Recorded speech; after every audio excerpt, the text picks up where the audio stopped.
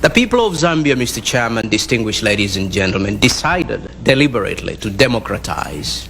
Because I think the long history of our independence for the past 30 years before this was characterized by detentions without trial. I am pleased to inform this august House that the people of Zambia, the Republic of the People of Zambia, once again rose to the occasion to usher in a new government through a peaceful election.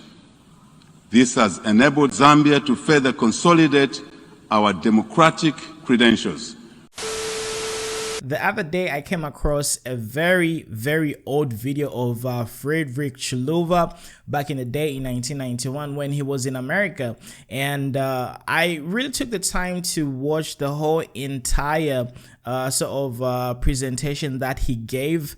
And there are striking similarities between his victory and President Hakainde Hichilema's recent victory. And this is one of the reasons why I'm actually having this comparison type of episode where I can get to highlight the similarities and the striking resemblances, especially with regards to the inherited state of Zambia. We have democratized Zambia politically, and we believe that the people are happy with it. The people turned out and voted for it.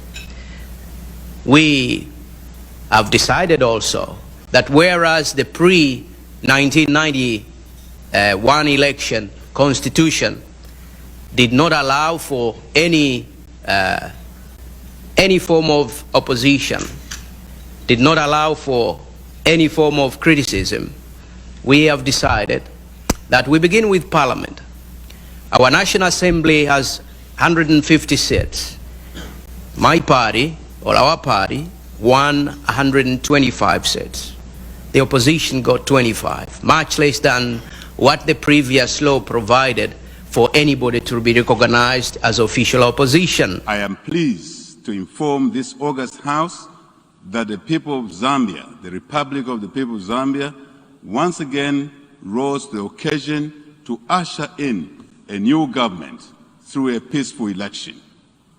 This has enabled Zambia to further consolidate our democratic credentials, which serves as an inspiration to the African continent, where the outcome of our election was determined by those who vote and not those who count votes.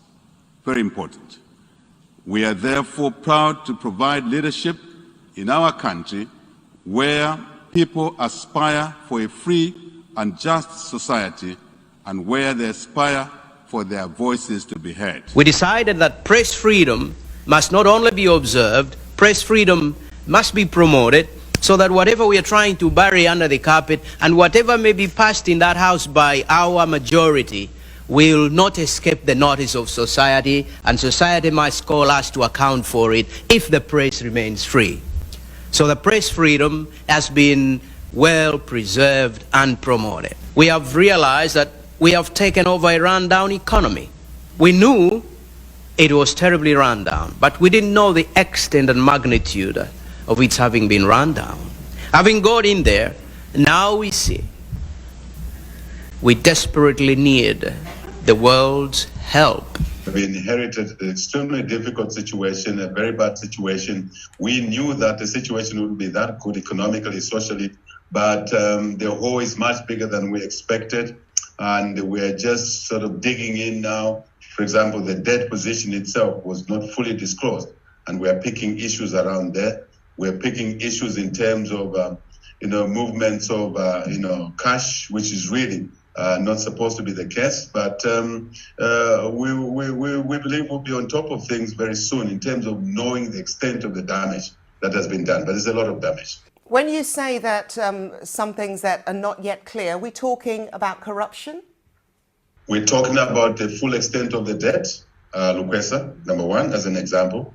We're talking about, if you like, the levels of corruption. The obvious common denominator is the fact that both of these respective presidents inherited a Zambia that was crippled with a lot of debt. And this is one of the reasons why Frederick Chiluba was in America trying to sort of have solutions and come up with ways to sort of raise money and just basically get to turn around the economy. Obviously, President Hichilema, one of the first things that he did once he got elected was travel to America, and he's very fortunate enough that we were having, or rather we had these elections when the UN General Assembly was going to take place. So it was a very great opportunity for him to mark his territory when it comes to, you know, getting acquainted with other leaders as well. The lead up to their victories, I mean, both of their election victories was obviously sort of having somewhat of similar circumstances. Like, for example, prior to 1991, Zambians really became fed up, or rather got fed up with regards to how the country was being run by, you know, Kenneth Kaunda. There was a lot of food shortages. Jesus, that's very hard to pronounce. There were a lot of food shortages, and people were lining up to sort of, you know, queue and just get to acquire different products. And people were obviously feeling oppressed. With regards to his trip, right, he obviously managed to convince the IMF to sort of, you know, give him a handout. And this is where eventually we ran into more problems, because we couldn't really be able to sustain the debt that we had. And then came privatization, and everybody knows how the cookie kind of crumbled. I think it's a very unfair comparison at this particular moment, because President Hichilema just started, you know, he's just jumped into this particular new role, and just because they had similar circumstances leading up to their victorious wins, it doesn't really mean that you know, necessarily President Hichilema might have the same fate as you know, Chiluba had, because if you take a look at the two characters, right, obviously there's a huge difference between President Hichilema and President Chiluba, due to the fact that President Hichilema is an established business person. He is a very, very disciplined person, and he is frugal. And if you look at Frederick Chiluba's background, right, he was obviously he didn't graduate. He became a bus conductor. Then he started working for, you know, these public services and all that stuff, and then he eventually rose up the ranks, and due to his charismatic nature, right, he was able to sway the people, because he was definitely very good with words. And once he spoke, or rather when he spoke, you know, he just gave you those you know, he could really make mountains move with his words alone. So this is one of the reasons why people were able to gravitate towards him. But from an intellectual and a professional point of view, President Hichilema and Frederick Chiluba are totally different people, and you can't really compare them. UNIP was only able to get about less than 1/3, or rather 1/3 of the MPs in the, you know, in Parliament, which obviously gave an upper hand to MMD, because they had significantly way more members of parliament in comparison to UNIP. But this time around, right, if we compare UPND to PF, obviously PF right now is having more than 60 members of parliament, which is significantly important, especially with regards to providing checks and balances, and basically being able to, you know, at least oppose diligently, because they do have significant numbers. But of course, this particular situation could end up changing, because at this particular moment we are most likely going to have a number of by-elections, and perhaps, who knows, maybe people are going to be gravitating towards the UPND. But I really think PF is going to lose more and more seats, and there's going to be like less members of parliament, so the numbers are obviously going to reduce. So probably from around 68 to about, you know, 40 50 members of parliament in comparison to the UPND. So significantly speaking, the UPND is obviously going to outnumber PF, and PF is going to lose more seats. So if you talk about that, right, we are obviously going to have a situation where UPND has got a significantly upper hand, but due to the fact that President Hichilema is a solid individual, he always talks about media freedom. As you can see, PF is able to be, covered by ZNBC, and there's some sort of fair play, which is obviously going to facilitate the other political parties to do what they have to do in terms of mobilization as well. So, I mean, it's a very hard comparison to make due to the fact that President Hichilema just started his journey. But if you just take a look at them from an individual perspective, obviously I would be betting on President Hichilema. I mean, if we had a situation where we have Frederick Chiluba here and Hakainde Hichilema right there, right? And then somebody asked me to choose who would obviously make much more progress between the two, provided Zambia is in the same situation. Zambia is crippled with a lot of debt. We need to figure out ways of raising money and just basically turning our whole situation. So granted, the conditions and the state of Zambia remains the same, and you've got two people, either Frederick Chiluba or Hakainde Hichilema, who would make better progress. I would definitely go for Hakainde Hichilema, because according to his history and his professional understanding of things, and due to the fact that he runs a business which is doing very well, which has been doing very well for the past, since the early 2000s, and he's got that solid type of leadership. He's got solid leadership skills, and he knows how things work. So if you compare him with President, or rather Frederick Chiluba, right, who's just a guy who's very good with words, he doesn't really understand, how to build something and have it running for a long period of time. Like, if you look at the leadership skills of Frederick Chiluba and Hakainde Hichilema on a personal level, I would probably gravitate towards President Hakainde Hichilema, because he's got a track record of absolutely making things work, and that is very important. So I'm really giving him the benefit of the doubt, and I'm assuming he's going to sort of have the same character that he has with running his company. So basically, the way that I look at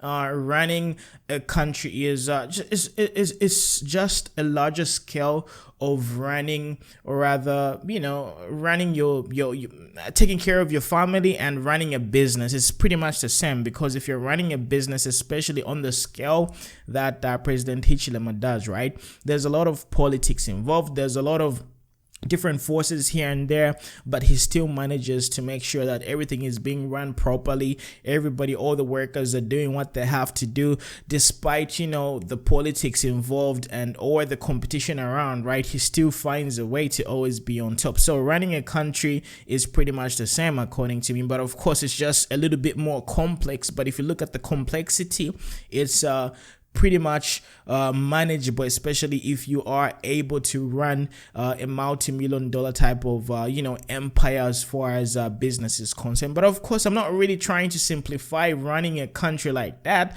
but I really believe, at least if you can make a company, if you can sort of start a company from scratch and make it worth more than 50 million US dollars, or even more than that, I'm sure, especially in Africa, especially in conditions where the ruling party is making your life hell, I think that really means that you've got exceptional leadership skills. But running a country is pretty much different, and there are other moving pieces that need to be sort of taken care of as well. But if you are a solid leader, I think it is absolutely manageable. So that's all I had for you. I just thought of stitching up this mini comparison and just getting to find out from you what you really think about these two individuals. But one thing that I can say is, please, Your Excellency President Hichilema, Your Excellency, we need you to leave us in a better condition. We do not want to have a situation where Zambia ends up retrogressing. We need to consistently have progressive momentum. So I really believe in your prowess, and this is one of the reasons why as Z Corner we were sympathizing with the UPND, and we were one of the only medias who were aggressively promoting the UPND since 2016. So if you do your research, if you do your Google, we've been championing UPND as early as 2016, even when it wasn't really popular and fashionable to even promote and get to represent people who were part of the UPND. So to me, it is due to the fact that he has a proven track record. President Hichilema has got a proven track record of making things work, and he's one person who's not really he's not really motivated by money that much, because he already has it. Does it make any sense? If you look at his dressing at this particular moment, or everything about President Hichilema, nothing much has changed because he's become a president. He's still putting on the same shoes. Nothing much has changed, So if you compare him with former Republican president, the recent one, Edgar Lungu, right? When Edgar Lungu was Chawama MP, and that time he was he was the head of the named ministry, right? You saw a dramatic change with regards to President Edgar Lungu's demeanor at that particular time. Even the dressing, Mr. Lungu wasn't really as flamboyant before he got elected and became the president. He wasn't really that well put up, if you know what I mean. We've seen his dressing from way back in the day. He was but if you saw the transitioning phase and how he sort of became this fashion guru, you could have seen that, okay, this man is being he's changing because of the position, and